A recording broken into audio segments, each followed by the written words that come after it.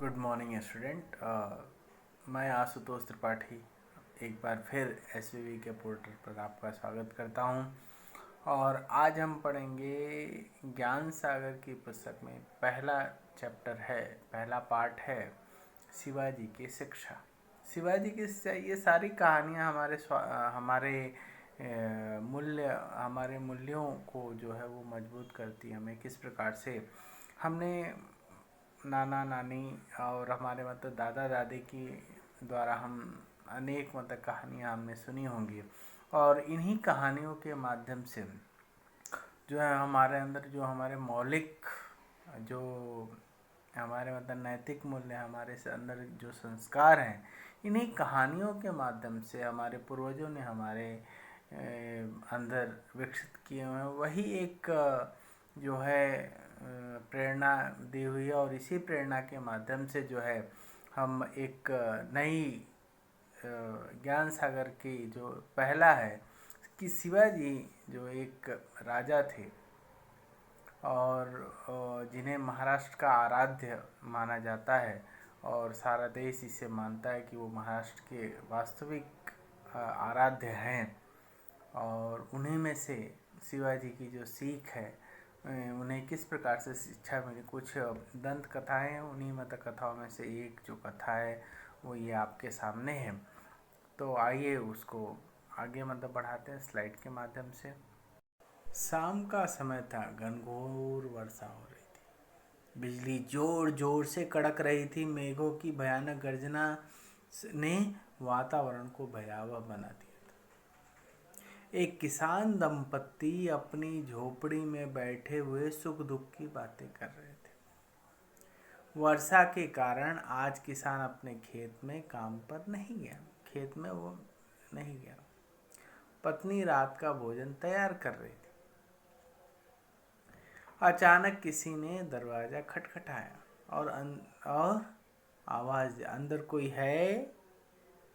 किसान ने दरवाज़ा खोलकर देखा तो 20-21 साल का एक युवक, गोरे रंग का, जो कि उसका कद भी सामान्य था, लेकिन उसकी आंखों में आत्मविश्वास था। वर्षा के कारण उसके कपड़े जो है पूरी तरह से भीगे हुए थे। वह बहुत थका हुआ लग रहा था। उसकी कमर में जो थी वो तलवार लटक रही थी। देखने में ऐसा लग रहा था कि शायद वो सिपाही है। सामने एक घोड़ा था। किसान ने उससे पूछा कि भाई क्या है? तो युवक ने कहा कि मैं एक राहगीर हूँ, मतलब मैं एक पथिक हूँ जो रास्ता भटक गया हूँ और वर्षा में बुरी तरह भीग गया हूँ, और मैं थका हुआ हूँ, और आज की रात यहाँ बिताने के लिए मुझे जगह चाहिए। किसान अभी कुछ कहता, तब तक उसकी जो पत्नी थी वो कहती, आओ भाई आओ, अंदर आ जाओ, वर्षा में कब तक भीगते रहोगे। और उस महिला ने उस पुरुष को बुलाया। किसान की पत्नी ने जब उसे अंदर बुलाया तो उस युवक को उसने बदलने के लिए कपड़े दिए। भीगे कपड़ों को आग के पास में टांग दिया वे जल्दी सूख जाए। किसान ने युवक के घोड़े को बांध दिया और खाने के लिए उसे भी चारा दे दिया। किसान ने युवक से पूछा कि तुम इतनी तेज वर्षा में कहाँ जा रहे थे? अब युवक ने उत्तर दिया कि कुछ जरूरी काम था, और जब मैं घर से निकला उस समय वर्षा नहीं हो रही थी। मार्ग में रास्ता भटक गया और बरसात भी तेज हो गई, तो जिस वजह से चलना मुश्किल हो गया। युवक ने, अब किसान की पत्नी जो बोली कि भूख लगी होगी, खाना खा लो। लेकिन किसान बोला यह नहीं हो सकता। लेकिन सॉरी, ये युवक ने कहा कि नहीं, मैं खाना नहीं खाऊंगा, मैं सोना चाहता हूँ। किसान बोला यह नहीं हो सकता, हम गरीब अवश्य, हम निर्धन हैं, लेकिन घर आए मेहमान को, घर आए अतिथि को जो है हम खाली पेट वो सो जाए, ऐसा संभव नहीं हो सकता। जो भी रूखा सूखा हमारे पास है वो तुम खा लो। और किसान के कहने के बाद उसकी पत्नी ने कढ़ी और चावल जो है वो एक पत्तल में जो है वो शिवाजी के सामने उन्होंने, उस रागीर के सामने उन्होंने रख दिया। और उसके पश्चात जो है अब शिवाजी ने जब भोजन शुरू किया तो देखा कि चावल के अंदर जो कढ़ी है वो उसको डालने का प्रयास कर रहे हैं, लेकिन वो चावल के अंदर जो कढ़ी थी उसको रोकने का प्रयास करते, एक तरफ से रोकते तो वो दूसरी तरफ से बाहर निकल जाती वो कढ़ी। और यह देखकर किसान की पत्नी को हंसी आ गई और हंसी आई, और उसने उसके मुंह से मतलब निकल गया कि तुम तो शिवाजी की तरह बुद्धू हो। अब ऐसा शिवाजी सुनते ही वो जो रागीर, मतलब शिवाजी के रूप में जो रागीर था, उसे एकदम आश्चर्य हो गया कि शिवाजी को बुद्धू तुमने क्यों कहा। तो स्त्री ने कहा कि भात में कढ़ी लेने से पहले गड्ढा कर लेना चाहिए, नहीं तो कढ़ी रुकेगी नहीं, तुम्हें इतना भी नहीं मालूम। ये बात सुनकर जो किसान की जो किसान की अपनी पत्नी, किसान ने अपनी पत्नी से बोला कि जो है कि बड़े आदमी हैं, इन्हें पत्तल में खाना नहीं आता। तो युवक बोला मुझे तो कढ़ी भात खाना नहीं आता, इसलिए मैं तो बुद्धू हूँ, लेकिन उसे आप शिवाजी को आपने बुद्धू क्यों कहा। किसान की पत्नी ने जो है वो साफ उत्तर दिया।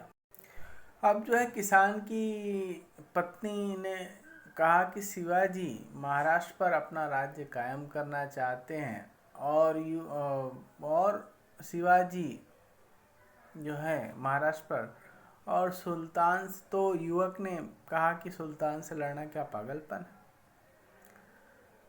तो स्त्री ने कहा कि यह बात नहीं है, वह तो बहुत बहादुर है और देश में उनके ऐसा दूसरा सूरवीर जो है वो नहीं मिलेगा, और न वर्षों बाद ऐसा योद्धा जो है वो पैदा हुआ है जो देश पर स्वराज्य कायम करना चाहता है।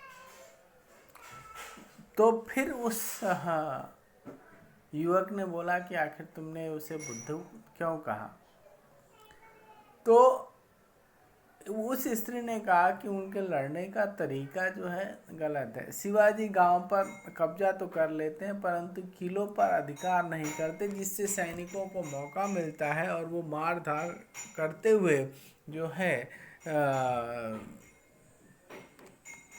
उसे हथिया लेते, शिवाजी हथिया लेते हैं। अब शिवाजी को यह शिवाजी जो है वो गांव पर, अब शिवाजी से रहा नहीं गया। शिवाजी ने कहा कि हम किस प्रकार से जो है किलों पर कब्जा करना बहुत ही कठिन है। तो स्त्री ने कहा कि सही बात है, किलों पर जो है कब्जा करना कठिन बात है। जिस प्रकार से भात को चारों ओर से अगर चावल को घेराबंदी नहीं की जाएगी तो कढ़ी जो है वो उसके अंदर से बाहर निकल जाएगी।